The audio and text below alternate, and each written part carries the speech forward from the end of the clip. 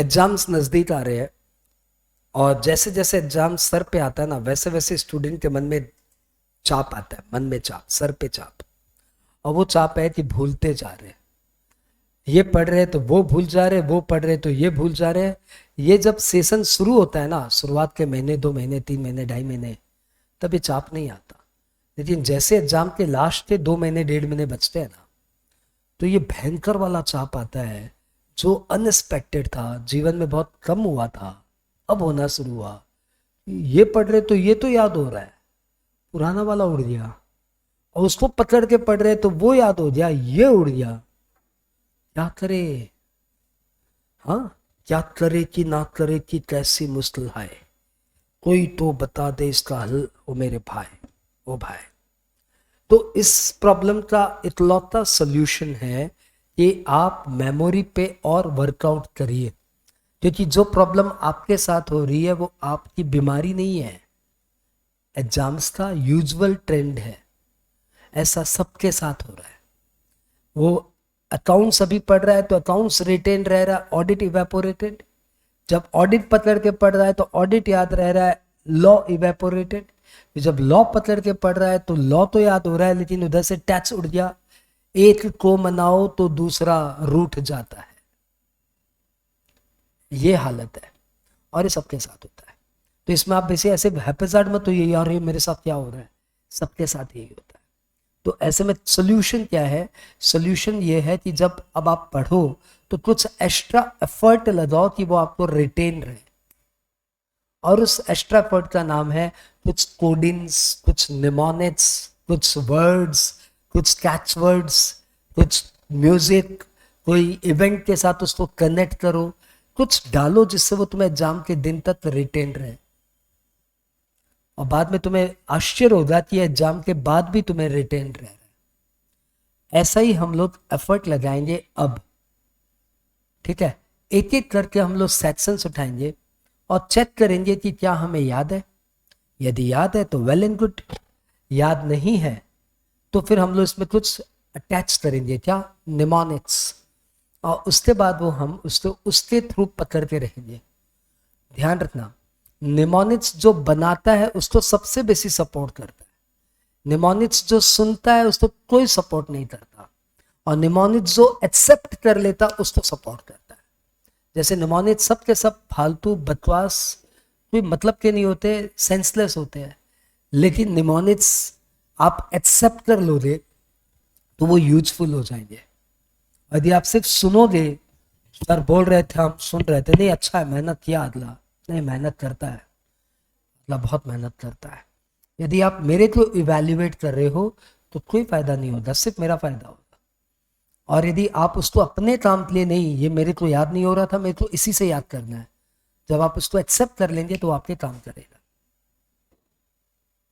Tax music जैसी चीज हो नहीं सकती, वो टैक्स की दुनिया में समय से 20 साल आगे चल रहा है, लेकिन जिन्होंने एक्सेप्ट कर लिया उसको वो सपोर्ट कर रहा है, और जिन्होंने उसको बोला नहीं नहीं म्यूजिक अच्छा, मतलब सुनने में मजा आया, गाता है ठीक, गाता है अच्छा लगता है, उनको कोई काम नहीं आता।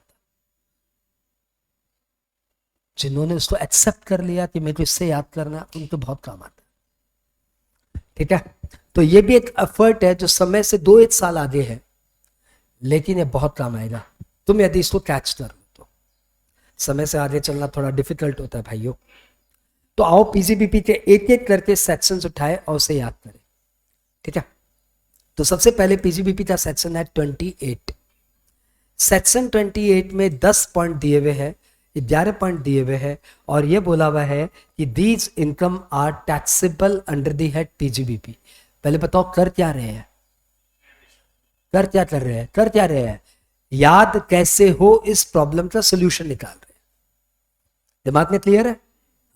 अब बताओ तुम्हें यदि ऑलरेडी याद है तो फिर सोल्यूशन की दरकार ही नहीं है, तो पहले ये चेक कर लो कि क्या तुम्हें ऑलरेडी याद है क्या। Let's try. हाँ तो बताओ सेक्शन 28 में कौन कौन सी इनकम पीजीबीपी हेड में टैक्सेबल होती है? तो पहला point number 1, any profit and gains from business और प्रोफेशन। ट्राई करिए, अनन्या मैम लिप्स बंद मत करिए, बोलिए, लिप्स इन करिए, लिप्स इन। हाँ number 2, any compensation against modification और termination of management agency. Any compensation against scheme and insurance policy. Any compensation for not to do certain business activity, not to share know-how. Remuneration or interest to partner. Export incentive. Perquisite from business. Speculative income. Income of trade association, professional association by rendering specific services to its member. Conversion of capital asset. Conversion of business stock into capital asset. ये सब माना जाएगा क्या? PGBP income. Already याद था. इसका मतलब क्या समझो? याद था. तब बस इसे हमें तो दरकार नहीं. अनन्या याद था. थोड़ा थोड़ा है, थोड़े की जरूरत है, ये जिंदगी फिर भी यहाँ खूबसूरत है. आओ निमोनिक्स. क्या आया? हमने इसलिए निमोनिक्स आपको दिया था. Section 28 states these are exclusively called business and profession. Business and profession. S से हमने बनाया क्या? Speculative income. Speculative income. Ananya तुम्हें बोलना चाहिए. हाँ, सिर्फ तुम्हें बोलना चाहिए. 28 तो उसका सेक्शन ही है. एस से है अनन्या. अनन्या मैं तेरा वेट कर रहा हूं रे, मैं तेरा वेट कर रहा हूं. बता. Sale of asset specified under section 35 AD. बोल रहे हो ठाकुर साथ साथ. टी फॉर हमने क्या किया? ट्रेड एसोसिएशन और professional association earns income by rendering specific services to its member. अरे यार, to its member. Next section 28 states these are four हमने निकाला रेमुनरेशन और इंटरेस्ट टू पार्टनर. साथ में हो.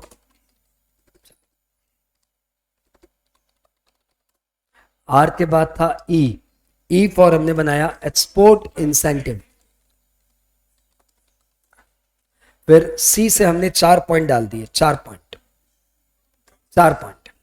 C1 compensation for termination or modification of business agency या management agency.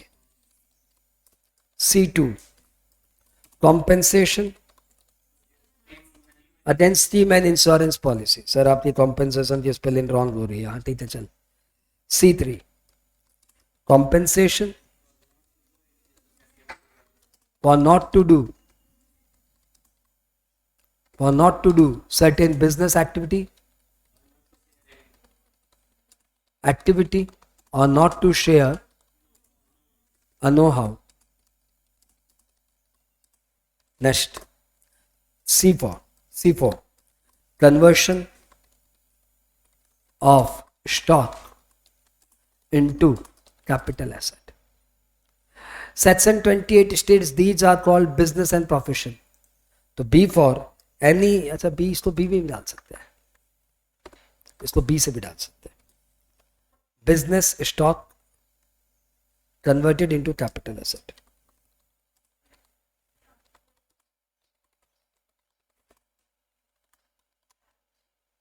तो C1 C2 C3 हो गया. हाँ, और लास्ट में क्या आया? P आया perquisite from business and profession. Perk from business and profession. तो इस निमोनिक्स के थ्रू किसी भी बंदे को ये 10 पॉइंट याद रह सकते हैं. उन बंदे को फायदा होगा जिन्होंने इस निमोनिक्स को एक्सेप्ट कर लिया. यस, मैं इसके थ्रू याद करूंगा तो आपका काम हो जाएगा. ठीक है. आपने क्या इसी के थ्रू याद किया था कि जोर लगा के याद किया था? जोर लाते याद किया. तो फिर वो जोर आपको रियलाइज होगा कि जब आप ऑडिट, टैक्स और लॉ पढ़ लेंगे तो फिर टैक्स नीचे से उड़ आएगा. फिर से आपको जोर लाना पड़ेगा. लेकिन यदि आपने निमोनिक्स के थ्रू याद किया है तो 10 साल बाद भी आप इसका आंसर देंगे. पक्का वाला, पक्का वाला। लेकिन आप 10 साल तक अपने दिमाग में इसको जोर लगाते 10 पॉइंट याद नहीं रख सकते। मेमोरी का सिद्धांत है, मेमोरी लंगड़ी होती है, उसको एक न एक वैसाखी देनी पड़ती है। एंड निमोनिक्स आर वैसाखी, यू नो वैसाखी। चलो अगला पॉइंट उठाते हैं। Section 28 we have done. अगला पॉइंट उठाते हैं याद कैसे करें की सीरीज में। अगला पॉइंट हमने उठाया याद कैसे करें पीजीबीपी में, एक्सेप्शंस टू सेक्शन 28। सेक्शन 28 में ये बोला हुआ है कि ये इनकम पीजीबीपी हेड में आएगी, परंतु इसके 5 एक्सेप्शंस है जिसमें बोला हुआ है कि ये इनकम पीजीबीपी हेड में नहीं आएगी, दो ये बिजनेस इनकम है। मतलब ये है तो बिजनेस इनकम, लेकिन पीजीबीपी हेड में नहीं आएगी। आश्चर्य, बिजनेस इनकम होने के बावजूद भी पीजीबीपी हेड में नहीं आएगी, नहीं आएगी। अकाउंट्स वाले बोलेंगे, बिजनेस वाले बोलेंगे, जनरल आदमी बोलेगा ये तो तेरी बिजनेस इनकम है भाई, लेकिन हमारा इनकम टैक्स बोलेगा नहीं ये तुम्हारी बिजनेस इनकम नहीं है। देखो याद है तो फिर क्यों माथापच्ची करे, और याद नहीं है तो माथापच्ची करेंगे। तो पहले बताओ याद है क्या? पहला पॉइंट, कोई भी एग्जेम्प्टेड बिजनेस की इनकम, जैसे एग्रो बिजनेस इनकम, ये है तो आपकी बिजनेस इनकम, परंतु एग्जेम्प्टेड है तो पीजीबीपी हेड में क्यों आएगी? दूसरा, डिविडेंड फ्रॉम शेयर, यदि आपका शेयर का बिजनेस है तो शेयर के बिजनेस होने पे जो डिविडेंड आता है वो बिजनेस इनकम है, लेकिन वो पीजीबीपी हेड में आएगा नहीं क्योंकि डिविडेंड हमेशा आईपॉस में जाता है। तीसरा, कैजुअल इनकम, आप चाहे दिन रात एक ही काम करते हो, घोड़े दौड़ाते हो, बस मेरा लाल वाला मेरा काला वाला, आपका यही धंधा है, you are engage in to this business, what winning from horse race वाला बिजनेस, लेकिन कैजुअल इनकम कभी भी पीजीबीपी हेड में नहीं आती। पांचवा, profit on sale of business asset, आप बिजनेस एसेट बेच रहे हो तो हिसाब से तो बिजनेस इनकम है, लेकिन वो जाएगा कैपिटल गेन में। पांचवा, आपका हाउस प्रॉपर्टी लेट आउट करने का बिजनेस है, तो हमारा लॉ इसमें थोड़ा सा ऐसे है, डगमगाया हुआ है। लॉ बोलता है यदि आपका फुल टाइम बिजनेस है या आपका प्राइमरी बिजनेस है तब तो फिर ये पीजीबीपी हेड में आएगा, परंतु यदि आपका पार्ट टाइम बिजनेस है तो हाउस प्रॉपर्टी हेड में जाएगा। फाइनली इसको भी हम लोग एक निमानित के थ्रू याद कर लेते हैं, ABCD है, हाँ, और इसमें हम लोग शाहरुख खान के स्टाइल में बोलेंगे ABCD है, वैसे ABCD है। A for agro business income, ये दिखने में तो देखो बिजनेस ही है तो मेरा बिजनेस ही। अभी मार्केट में सबसे ग्रोइंग बिजनेस है एग्रो बिजनेस, आने वाले साल 2 साल 3 साल में घमासान कमाई देके जाएगा। तो है तो ये बिजनेस, अच्छे अच्छे पैसे वाले इस बिजनेस में टूट पड़े हैं, ठीक है, लेकिन ये जाएगा कौन से हेड में? एग्जेम्प्टेड, पीजीबीपी हेड में नहीं आएगा। दूसरा ए है activity of owning and maintaining race horses, आप घोड़े खरीदते हो, चुन चुन के घोड़े खरीदते हो, ट्रेन करते हो और उन्हें घोड़े को दौड़ाते हो, वो जीतते हैं तो आपको प्राइज मनी मिलती है, स्टेक मनी मिलती है, ये आपका फुल टाइम ऑक्यूपेशन है, फिर भी ये पीजीबीपी हेड में नहीं आएगा, ये जाएगा आईफॉस में। Activity of owning and maintaining race horses taxable as IFOS. Sorry, B, business asset sold, कौन से हेड में जाएगा? Capital gain. C, casual income, casual income का आप कितना भी रेकरिंग एक्टिविटी हो ये जाएगा आईफॉस में। डी, डिविडेंड, आपका शेयर का बिजनेस ही क्यों ना हो फिर भी डिविडेंड जाएगा आईफॉस में। और लास्ट क्या बचा? H, house property letting out business, if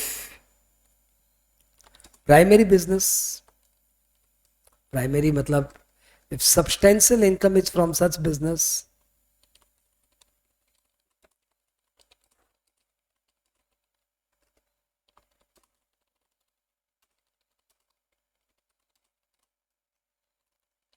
otherwise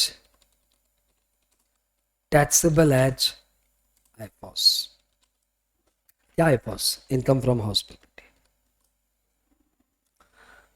तो ये थे एक्सेप्शंस टू सेक्शन 28 और इसका हमने निमोनिक्स बनाया था ए बी सी डी है, ए बी सी डी है, ठीक है, ए बी सी डी है. That was our trick to memorize it. I hope you enjoyed it. We move to next mnemonics, next section. Section select करो. देखो PGBP में ना दिखने में बहुत सारे सेक्शंस नजर आते हैं. यदि आपको पूरा पीजीबीपी रिटेन करना है तो आप उसको क्लासिफाई करिए A B C D category में, ए बी सी कैटेगरी में. तो यदि हम लोग पीजीबीपी को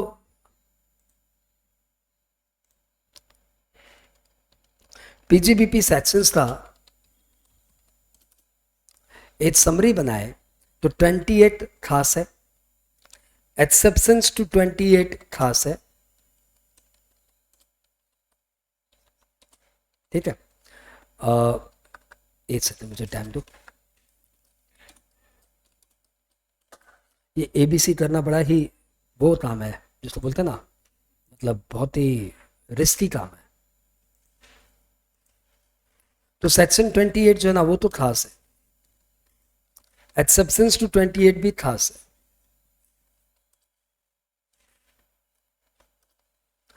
ट्वेंटी 29 तो कोई सेक्शन ही नहीं है. 30 तो कोई सेक्शन है जिसमें बोला हुआ है rent, repair, insurance, taxes allowed. 31 में बोला हुआ है repair and insurance of plant and machinery allowed. 32 depreciation बहुत इंपॉर्टेंट है. 33 ए बी हमने किया ही नहीं है, कोई काम का ही नहीं है. 33 ए बी ए कोई काम का नहीं, हमने किया ही नहीं है. कुछ सिलेबस से तो इसको हटा ही दिया गया है, ये सिलेबस में मत डालो, यह हालत है इन सेक्शंस का. 34 सेक्शंस ही नहीं है. 35 साइंटिफिक रिसर्च, ये काम का है, बहुत इंपॉर्टेंट है. 35 सीसीसी चाय चने chole, will do this. 35 CCD, ठीक है. 35 एडी काम का है, कैपिटल एक्सपेंडिचर के 15-16 इंडस्ट्रीज में सारे के सारे खर्चे अलाउड होते हैं. 35 डी प्रिलिमिनरी एक्सपेंडिचर. अरे 35 एडी तो यहां रहो यार, क्या कर रहे हो. 35 डी प्रिलिमिनरी एक्सपेंडिचर, ठीक ही है. 35 डीडीए वीआरसी, ठीक ही है.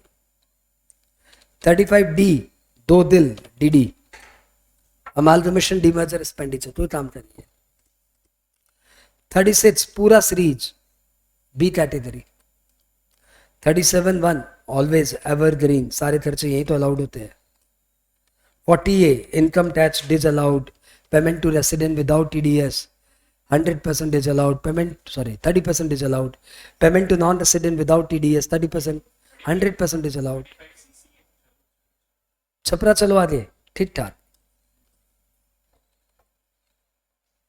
40B interest to partner, remuneration to partner.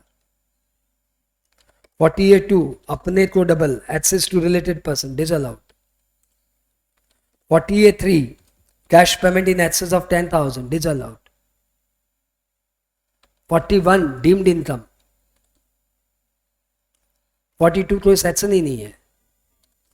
43 कोई सेक्शन ही नहीं है, कोई सेक्शन नहीं. 43B काम का है, ए कैटेगरी. 44AA या वो जितने भी है 44A, 44AB audit, maintenance of accounts, ये सब आपके काम के हैं, ये सब आपके काम के. तो भैया आपको है ना सबसे पहले इन सेक्शंस पे फोकस करना चाहिए कि मेरे को ये सेक्शंस याद है क्या. आप सोच तो पूरा पीजीबीपी आपको याद हो जाए तो थोड़ा सा मतलब डिफिकल्ट टास्क है, हो तो जाएगा, थोड़ा डिफिकल्ट टास्क है, लेकिन पहले आप इन सेक्शंस पे फोकस करो कि आपको ये सेक्शंस याद है क्या. आप समझ रहे अपने क्या बात कर रहे हैं. हाँ, तो अभी तक हमने क्या कर लिया, 28 एंड एक्सेप्शंस टू 28. 32 में अपने आ गए डेप्रिसिएशन, सब साथ में. डेप्रिसिएशन देखो क्या ना, बहुत थ्योरी उसमें है ही नहीं कि आपको ये याद करना पड़ेगा, है ही नहीं कुछ ऐसा. डेप्रिसिएशन सिंपल है, यदि बोला जाए तो सिर्फ 3 मिनट का ऑडियो बनेगा, स्टार्ट करता हूं यहां से। हाँ, कि depreciation is allowed subject to condition. Assessee must be the owner of the asset and asset must be use for business. Owner में हायर परचेजर इंक्लूडेड है और यूज में पैसिव यूज इंक्लूडेड है। तो हायर परचेजर डेप्रिसिएशन क्लेम कर सकता है on cost of the cash price, on cash price.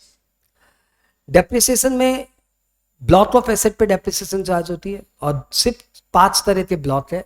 Tangible में 4, इंटेंजिबल में 1। हाँ, टेंजिबल में 4 कौन कौन से? Building, plant, machinery, furniture. Intangible का 1। 2 एसेट पे डेप्रिसिएशन चार्ज नहीं होता है, गुडविल और एक लैंड। रोड पे डेप्रिसिएशन अलाउ होता है, लैंड पे अलाउ नहीं होता। रोड बिल्डिंग में चला जाता है, कंप्यूटर प्लांट मशीनरी में चला जाता है, गुड्स प्लांट एंड मशीनरी में चला जाता है। रेट ऑफ डेप्रिसिएशन याद रखनी पड़ती है। फर्नीचर पे 10% है, रेसिडेंशियल बिल्डिंग पे 5 है, कमर्शियल बिल्डिंग पे 10 है, प्लांट एंड मशीनरी पे 15 है, कार पे 15 है, कंप्यूटर पे 40 है, बुक्स पे 40 है, पोल्यूशन कंट्रोल इक्विपमेंट में 40 है, एनर्जी सेविंग इक्विपमेंट में 40 है, इंटेंजिबल एसेट पे 25 है। टाइम का कोई खास महत्व नहीं है। डेट ऑफ सेल तो इररेलेवेंट है, डेट ऑफ परचेज का मतलब है। यदि एसेट इस साल खरीदा, लेस देन 180 डेज यूज किया, तो half year depreciation shall be allowed. दो केस में डेप्रिसिएशन चार्ज नहीं होता। एक जब ब्लॉक की वैल्यू नेगेटिव हो जाए तो नेगेटिव वैल्यू को बोलेंगे एचटीसीजी, और दूसरा यदि ब्लॉक की वैल्यू पॉजिटिव हो जाए और लेकिन ब्लॉक में कोई एसेट नहीं हो तो फिर वो पॉजिटिव वैल्यू को बोलेंगे एचटीसीएल। यहां तक याद करना पड़ा क्या? ये सब याद था, समझते थ्रू। एडिशनल डेप्रिसिएशन, यदि आप मैन्युफैक्चरिंग अंडरटेकिंग हो, आपने कोई नया प्लांट एंड मशीनरी खरीद के फैक्ट्री में इंस्टॉल किया, तो उस पर आपको ऊपर 20% एडिशनल डेप्रिसिएशन अलाउड होता है। 20%। लेकिन यदि asset less than 180 days use हुआ तो फिर इसके ऊपर 10% डेप्रिसिएशन अलाउड। ये 10% आधा हिस्सा और बाद बाकी अगला 10%। अच्छा, ये याद करना पड़ा क्या? एडिशनल डेप्रिसिएशन इन सब पे नहीं मिलता। Office appliances, vehicle, aircraft, vessels, second hand asset bought and sold in same year, इन सब पे एडी अलाउ नहीं होता। एडी अलाउड होगा even the block has negative value, और एडी ब्लॉक से माइनस होता है। ये डेप्रिसिएशन का ये पूरा 32 इतना सही है यार। तो आई होप ये तुम्हें ऑलरेडी याद था, इसलिए आपको कोई कोडिंग सी या कोई निमोनिक सी दरकार नहीं थी। आप हाँ बोलो, आपका हाँ बोलना आपके लिए सबसे इंपॉर्टेंट है, याद है ना? तो मैं ये मान के चलूं कि ये 3 सेक्शंस आपको परमानेंटली हो जाए, ये 3 सेक्शंस आपके परमानेंटली हो जाए, मान के चलूं मैं? मान लीजिए हमारे क्या है, अरे यार तुम्हारे ही तो हो रहा है, मेरा तो हुआ है। आओ अब कर रहे हैं साइंटिफिक रिसर्च। आओ आ चल के तुझे साइंटिफिक रिसर्च। साइंटिफिक रिसर्च का सेक्शन देखो 3 पार्ट है। हाँ क्या है? अरे साइंटिफिक रिसर्च का सेक्शन क्या है? 3 पार्ट है। हाँ, तो इसमें आपको मैं पहले 5 का महत्व बताता हूं, फिर 3 का महत्व बताऊंगा। इसमें आपको 5 बातें याद रखनी है और एक ही डेटा याद रखना, उसका नाम है 3। सेक्शन 35 छोड़ना, ऐसे ही याद करा दूंगा। सेक्शन 35 में 5 बातें याद रखनी होती है और एक ही डेटा याद रखना रहता है, वो डेटा होता है 3। तो भैया 5 बातें कौन कौन सी याद रखनी होती है? देखो 5 बातें।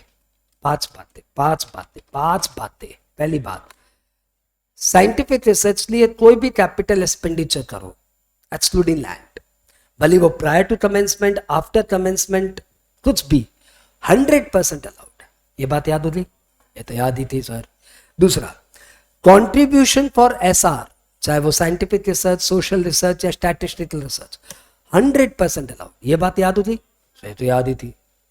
Revenue expenditure after commencement of business, जो भी कर लो 100% अलाउड। ये बात याद होती? तो पहले से याद थी। चौथा, revenue expenditure prior to commencement of business, तो उसमें सिर्फ 2 अलाउड होते हैं, material and salary, prior to commencement of business. और 5वीं बात कि prior to commencement of business थे, बिजनेस शुरू होने के पहले के खर्चे, सिर्फ 3 साल के खर्चे अलाउड होते हैं।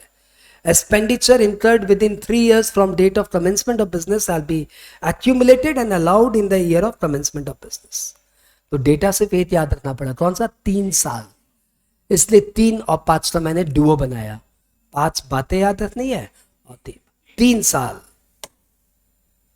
हाँ, सेक्शन भी याद हो गया और सपोर्ट भी मिल गया। 5 बातें। इसका फोटो ले देवी, ये काम क्या चीज है? 5 बातें। पहले सर छठा था, ये मुझे अच्छा नहीं लग रहा छठा। 6 जब बातें नहीं अच्छा, ये लो छठा कर दिया। 5 बातें। 5 बातें कौन कौन सी? जब तक वो फोटो ले रही है अपने 5 बातें कराते हैं। Capital expenditure allowed, donation allowed, revenue expenditure after commencement allowed, revenue expenditure prior to commencement में S M Sanjay Mundra, salary and material allowed, and 3 साल तक के खर्चे अलाउड होते हैं। 5 बातें। हाँ, इन 5 बातों की कीमत तुम क्या जानो रमेश बाबू। हाँ हाँ, कुछ नहीं है, तुम पढ़ ली, उसमें कुछ नया निकाल के बता दे। नहीं, तुम निकाल के बता दे 35 टू AB में कुछ नया नया मिल जाए तो। आज सी डेट में 35 टू AB का अलग से कोई सिग्निफिकेंस नहीं है। पहले था, क्योंकि उसमें 200% अलाउड होता था, इस सब में ये 150 अलाउड होता था। असल दोनों में 100 अलाउड होता है, तो 35 टू AB का अलग से कोई महत्व रहा ही नहीं। ठीक है, अब सिर्फ 5 बातें। जिस चीज का आपको 100% डिडक्शन मिल गया, फिर आप 20 और लेंगे? ये तो फंडामेंटल है। যখনই আপনি পুরো ডিডাকশনস পেয়ে যাচ্ছে দাদা, আবারও নতুন কেন? ये क्या था? ये था 35। मैं मानूं ये 35 आपको परमानेंट याद हो गया। मैं तुम्हें बताऊं, आपको खुद को बोलना पड़ता है कि ये तो हो जाए, किसी सामने वाले के बोलने से कुछ नहीं होता। आप मुझे कितना ही अच्छा बोल दो, आप अच्छा पढ़ा दो, या आप मुझे कितना ही बोल दो आप फालतू पढ़ा दो, ये मेरे ऊपर तब तक असर नहीं करेगा जब तक मैं खुद इसको एक्सेप्ट ना कर लूं। तो आप बोल रहे अच्छा पढ़ा रहे हो आप, मेरे को लग रहा है अभी बहुत इंप्रूव हो सकता है, तो ठीक है, आई एम हैप्पी ओके। तो वैसे मैं आपको कितना ही बोल दूं, देखो तुम्हें याद हो गया, कितना ही एफर्ट ला लो, कोई फायदा नहीं होता जब तक तुम खुद नहीं बोलोगे नहीं यार ये तो याद हो गया मेरे को, then only it works। आओ अगला एक खतरनाक सेक्शन लेकर आता हूं जो बच्चे परेशान रहते हैं। 44AA है वाइटल सेक्शन। 44AA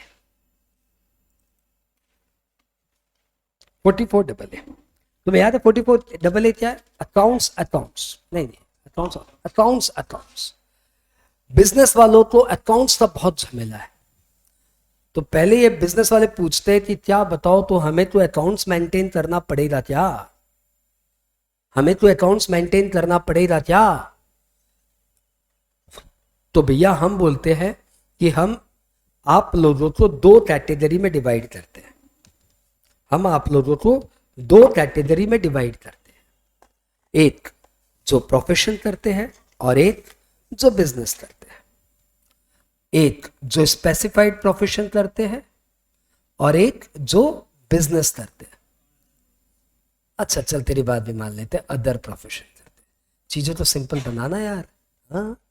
हाँ सिंपल नहीं बना सकते तू? हाँ अच्छा बता, अब तूने जब इतना बोला ही है अदर प्रोफेशन, तो फिर तू मुझे बता स्पेसिफाइड प्रोफेशन में क्या क्या आता है? सब साथ में आ जाए। Doctor, lawyer, chartered accountant, cost accountant, company secretary, बोलो, इंजीनियर, हाँ, इंटीरियर डेकोरेटर, IIT, अच्छा सॉफ्टवेयर इंजीनियर, IT प्रोफेशनल। चल फिर अदर प्रोफेशन में क्या डालेगा? हाँ अदर प्रोफेशन में भिखारियों को डालेगा। हम टीचर अदर प्रोफेशन में बैठे हैं। चलो बताओ, मेडिकल प्रैक्टिस में सबसे पहले तुम डॉक्टर ही बोलो भाई साहब। और बोलो। हाँ अच्छा, इंटीरियर डेकोरेटर और आर्किटेक्चरर और स्पोर्ट्स पर्सन, कौन बोलेगा नालायक? Next film artist. हाँ तो ये सारे हो गए। क्या क्या बताओ तो एक बार वापस से वापस से बोलते हैं। नहीं वापस मैं बोलूंगा, टीचर मैं हूं ना, मैं बोलूंगा। और तो नहीं बोलेगा, टीचर जो है वही बोलेगा। तो भैया आओ, ए फॉर आर्किटेक्चर है, थोड़ा सा अटकूंगा, थोड़ा संभाल लेना तुम। हाँ, बी फॉर बुरे लोग, लॉयर।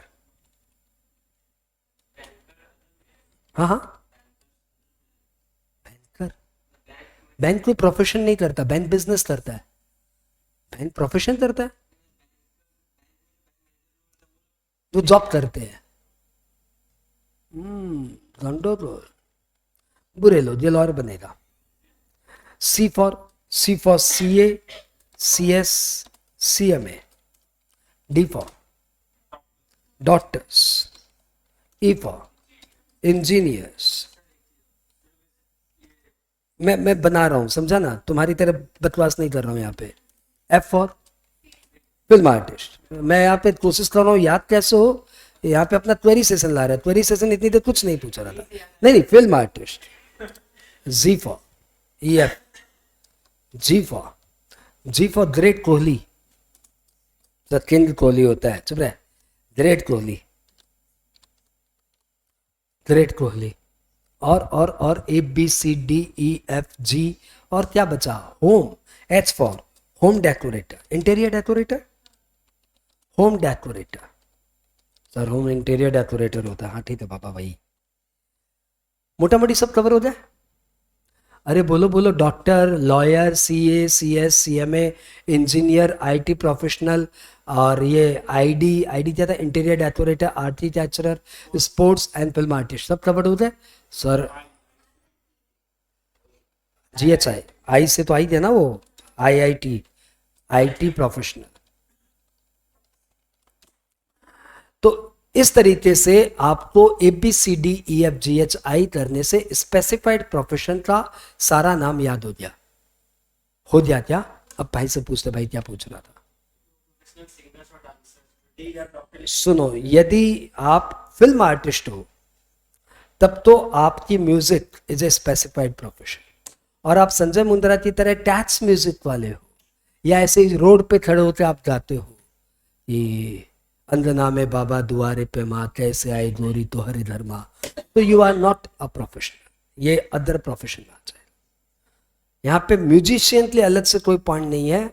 आप यदि फिल्म वाले म्यूजिशियन हो, RD बर्मन हो, AR रहमान हो, तो आप इधर कवर हो जाए, और आप ऐसे ही रोड छाप सिंगर हो तो भैया आप इधर कवर नहीं हो जाए। रोड छाप, होटल छाप, रेस्टोरेंट छाप, तो आप इधर कवर नहीं हुए। बात क्लियर? चलो फाइनली ये स्पेसिफाइड प्रोफेशन का बंच हुआ। भैया जी देखो, यहां तक याद हुआ क्या? हाँ, अब इसमें से उठाओ फिल्म आर्टिस्ट। अब फिल्म आर्टिस्ट डायलॉग कैसे मारता है? तीनों के तीनों मारे गए, हा हा हा, ऐसे ऐसे डायलॉग मारता है। हाँ, तीनों के तीनों मारे गए मेरी 1.5 इंच की गोली से, ये चलेगा? तीनों के तीनों मारे गए मेरे 1.5 इंच की गोली से। हाँ, यानी 3 में तीनों साल, रिपीट, 3 में, लास्ट 3 में तीनों साल यदि आपका टर्नओवर 1.5 लाख से ऊपर हो तो आपको 6F मेंटेन करना पड़ेगा, otherwise you maintain such an account enable you to compute your income. Film artist कैसे बोलता है? फिल्म आर्टिस्ट कैसे बोलता है? तीनों के तीनों मारे गए मेरे 1.5 इंच की गोली से। हाँ हाँ, 3 में तीनों साल, 1.5 लाख, 1.5 लाख। हाँ, अब क्या बोलता है? Other profession. ये अदर प्रोफेशन में कौन आता है? टीचर। और टीचर कैसे बोलता है? टीचर कैसे बोलता है? टीचर बोलता है, यदि तुम 2.5 घंटे से 25 घंटे पढ़ोगे, सुन रहे हो? टीचर कैसे बोलता है? टीचर बोलता है, हाय हाय, यदि तुम 2.5 घंटे से 25 घंटे पढ़ोगे तो पास हो जाओगे। ऐसे बोलता है ना? ऐसे बोलता है। हाँ, तो हाय मतलब Hindu undivided family and individual के लिए, यदि आपका इनकम 2.5 लाख से ऊपर है या टर्नओवर 25 लाख से ऊपर है, तो you need to maintain such an account enable assessing officer to compute your income. Teacher कैसे बोलता है? यदि तुम हाय हाय, फिर क्या बोलता है? फिर क्या बोलता है? फिर क्या बोलता है? यदि आप 2.5 घंटे से 25 घंटे पढ़ोगे, मतलब 25 घंटे ट्यूशन, 2.5 घंटे होमवर्क करोगे, तो आप ठीक पास हो जाओगे।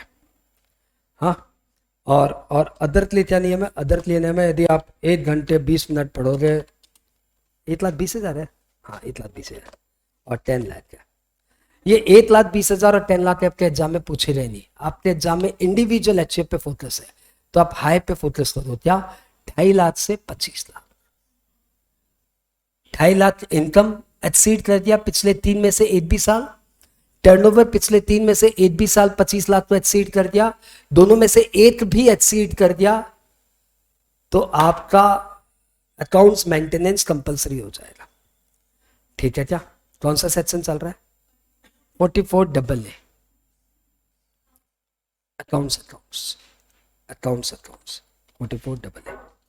अभी देखो इसमें हमने क्या क्या निमोनिक्स यूज किया, क्या निमोनिक्स यूज किया। अच्छा, 2.5 लाख से 25 घंटे का एक और काम है मेरे को। यदि आप 2.5 घंटे से 25 घंटे पढ़ोगे तो पास हो जाओगे। चलो एक बार और बात करते हैं हम, क्या हमने इसमें यूज किया। हमने पहले इसमें निमोनिक्स यूज किया ABCDEFGHI। ये क्या थे? ये थे स्पेसिफाइड प्रोफेशन के नाम। बोलो तो क्या? ए से आर्किटेक्चर बोलना पड़ेगा, बी से लॉयर, सी से लॉयर को बुरे लोग क्यों बोलते हैं ऐसे, बी लॉयर, सी से CA डी से डॉक्टर, ई से इंजीनियर, एफ से फिल्म आर्टिस्ट, जी से ग्रेट कोहली, हाँ एच से इंटीरियर डेकोरेटर, आई से IT प्रोफेशनल।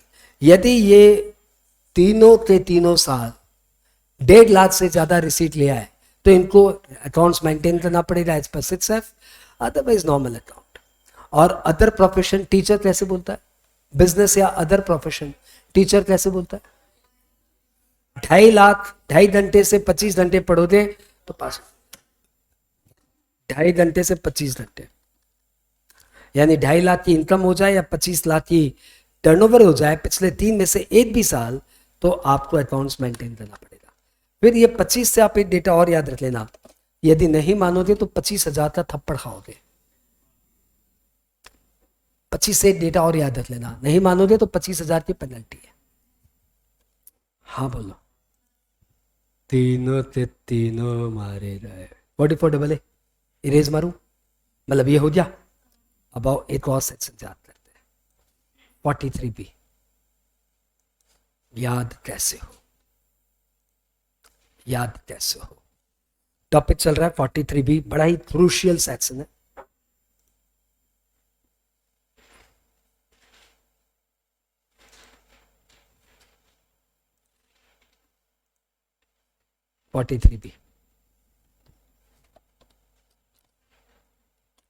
PGBP का one of the crucial section जिसमें बोला गया है कि 7 expenditure before return filing date payment करना पड़ेगा।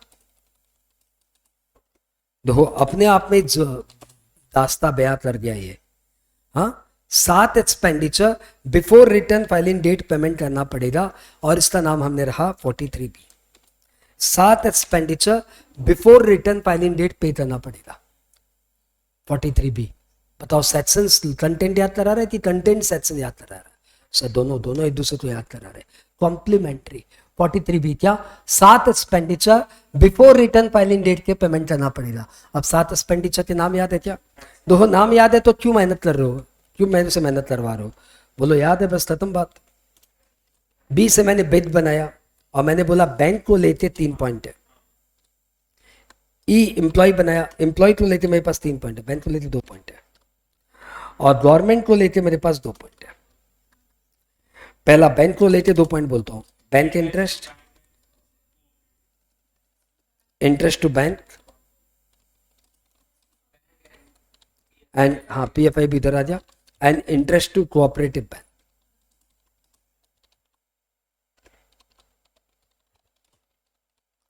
ई से मेरे एम्प्लॉय को लेके 3 पॉइंट है, bonus and commission to employee. दूसरा बताओ, employer contribution to gratuity fund, employer contribution to fund, and एक पॉइंट और था, वो था leave encashment to employee, leave encashment to employee. तो ये 3 पॉइंट थे एम्प्लॉय से रिलेटेड, और गवर्नमेंट से रिलेटेड मेरे पास 2 पॉइंट है, payment of taxes and payment for use of railway asset.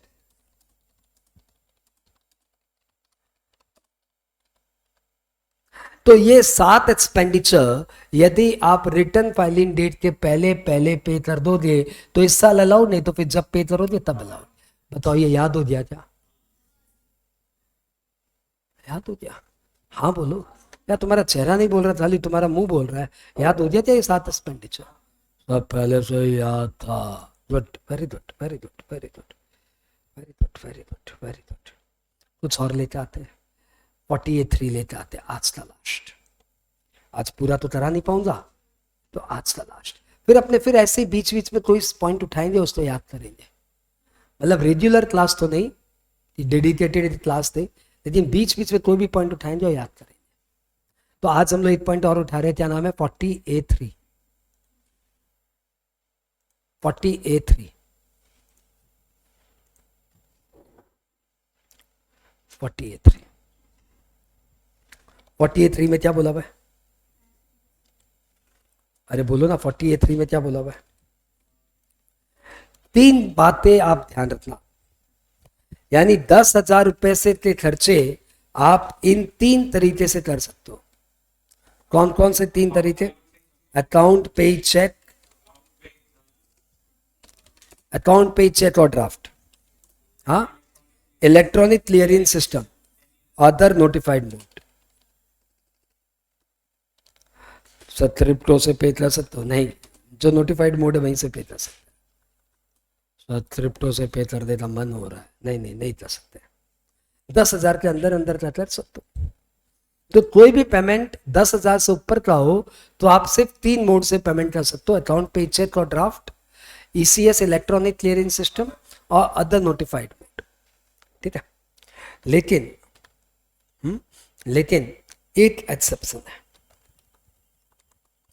कौन सा एक्सेप्शन है बताओ? कौन सा एक्सेप्शन है बताओ? ट्रांसपोर्टर। ट्रांसपोर्टर का 35,000 तक आप कैश में दे सकते हो। और इसके एक्सेप्शंस बता दो बस आप। मेरे को तो इसके एक्सेप्शंस याद ही नहीं हो रहे हैं। इसको आपके एक्सेप्शंस याद है तो बताओ। कौन बता रहे? दीप्ति बता रही है सारे एक्सेप्शंस? सर 2-4 तो बता देंगे।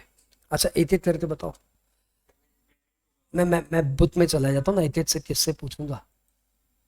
मैं चला जाता हूँ बुत में। तुम्हारे पास बुत है ही?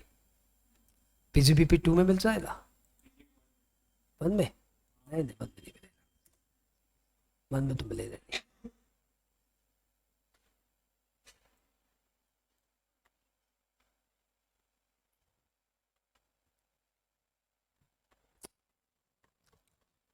हम लोग आ गए 40A3 के वो वेरियस एक्सेप्शन जिसमें आप कैश पेमेंट कर सकते हो। जैसे बैंक को आप कैश पेमेंट कर सकते हो, गवर्नमेंट को आप कैश पेमेंट कर सकते हो, आप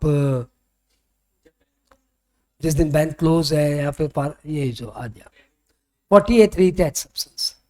cash payment to any bank allowed, ध्यान देते जाना, याद है कि नहीं याद है? In cash payment made to government allowed. Payment is made by letter of credit or telegraphic transfer or book adjustment यानी book adjustment. तीसरा, in case of payment is made through book entry by way of adjustment of liability यानी mutual set off. In case payment is made for the purchase of agro produce or forest produce, ठीक है, तो आप इन्हें आप cash में दे सकते हो। In case payment is made for purchase of product which are manufactured process without aid of power via cottage industry, ठीक है। In case the payment is made in the village or town where there is no banking facility, ठीक है। In case any payment is made to employee जो एक, ये तो कोई काम के नहीं, आप 50,000 से ऊपर ग्रेचुटी एक्सीड नहीं करो, बकवास बात। In case payment is made to an SSC employee जो किसी दूसरे शहर में शिफ्ट हो रहा है 15 दिन से ज्यादा के लिए और उस शहर में उसके पास कोई बैंक अकाउंट नहीं है। Payment made on a holiday और strike day, payment made to an agent who is required to make several small payment and money change, ये आप कैश में पेमेंट कर सकते हो। इसमें से कुछ पॉइंट खास है जो आपको याद होना चाहिए, बताओ कौन कौन से? एग्रीकल्चरिस्ट को आप पेमेंट कर सकते हो, हाँ, बैंक को आप पेमेंट कर सकते हो, कॉटेज इंडस्ट्री तो आप पेमेंट कर सकते हो। हाँ हाँ, और किसी ऐसे विलेज में जहां पे बैंकिंग फैसिलिटी हो ही नहीं, ऐसा कोई है? ऐसा कोई शहर का नाम बताओ यार। ये तो दहन बोलते सीरियल आया है, दहन, हॉट, रिवाइज हॉटस्टार तक पता है। वो ऐसा मेरे को लगता है वो गांव ऐसा है जहां पे कोई बैंक ही नहीं होता, वहां पे भूत भूत का लफड़ा है दहन सीरियल में। देखा है दहन सीरियल? बहुत खतरनाक है। पांचवा, एम्प्लॉय को यदि आप पेमेंट कर रहे हो तो कोई प्रॉब्लम नहीं है। आप यदि फॉरेस्ट प्रोड्यूस के लिए पेमेंट कर रहे हो तो कोई प्रॉब्लम नहीं है। आप तेरी ऐसे गांव में पेमेंट करो जिसमें बैंक है नहीं है तो बता दिया अभी, दहन तो हो गया। नहीं नहीं नहीं, गवर्नमेंट को पेमेंट करो तो कोई प्रॉब्लम ही नहीं है।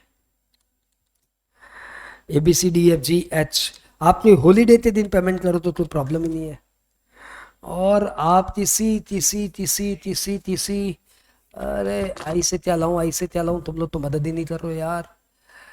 अरे कोई तो मदद करो मेरी। Bank covered,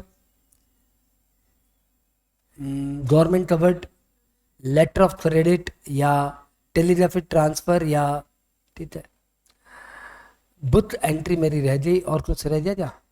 agree produce, forest produce covered, और क्या था ये, विलेज और टाउन कवर्ड, ग्रेचुटी वाला बकवास छोड़ दिया, ठीक है। एजेंट को दलाल कर दूं क्या यार? हाँ, एजेंट को दलाल लिख दूं, बुरा मान जाएगा क्या वो?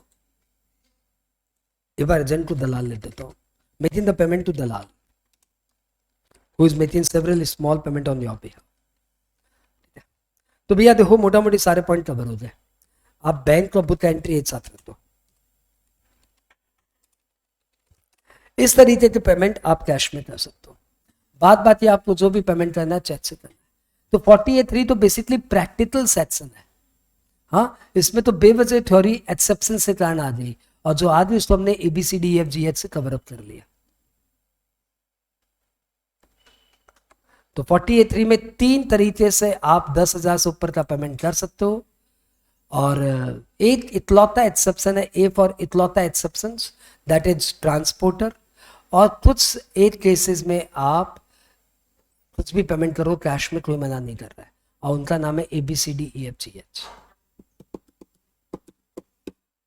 ये सारे कोडिंग्स आपको यूज करने पे आपके काम आएंगे, और ले लेते उठा के ले जाओगे तो कोई काम नहीं आएंगे।